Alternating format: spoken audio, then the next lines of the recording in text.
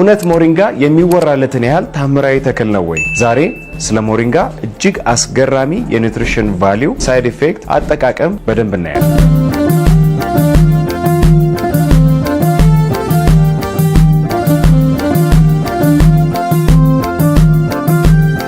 ከብርቱካን የተሻለ ቫይታሚን ሲ፣ ከወተት የተሻለ ካልሲየም፣ ከሙዝ የተሻለ ፖታሺየም እና ከካሮት የተሻለ ቫይታሚን ኤ ያለው ነው። በጣም ተመራጭ የሆነ አንቲኦክሲደንት እና አንታይ ኢንፍላማቶሪ በመሆኑ የሰውነት ብግነትን የሚዋጉ ከ90 በላይ ባዮ አክቲቭ ኮምፓውንዶች ያሉት፣ በልብና በካንሰር በሽታ የመያዝ እድልን የሚቀንስ፣ ኢንሱሊን ሴንሲቲቪቲን በማሻሻል የደም የስኳር መጠንን የሚያመጣጥን፣ የኮሌስትሮል መጠንን የሚያመጣጥን፣ የደም ግፊትን የሚያስተካክል፣ ኒውሮ ኢንፍላሜሽንን በመቆጣጠር እንደ መርሳት አይነት በሽታዎችን በማዘግየት የአእምሮ ጤንነትን የሚጠብቅ፣ የበሽታ የመከላከል አቅምን በጣም የሚጨምር፣ ቁስል በፍጥነት እንዲድን በማድረግ የቆዳ ጤናን የሚጠብቅ፣ ያለው የፋይበር መጠን የምግብ መፈጨት ስርዓትን የሚያስተካክል፣ የሰው ሰውነት ከሚያስፈልገው አብዛኛው ሚኔራልና ቫይታሚን በብዛት የያዘ።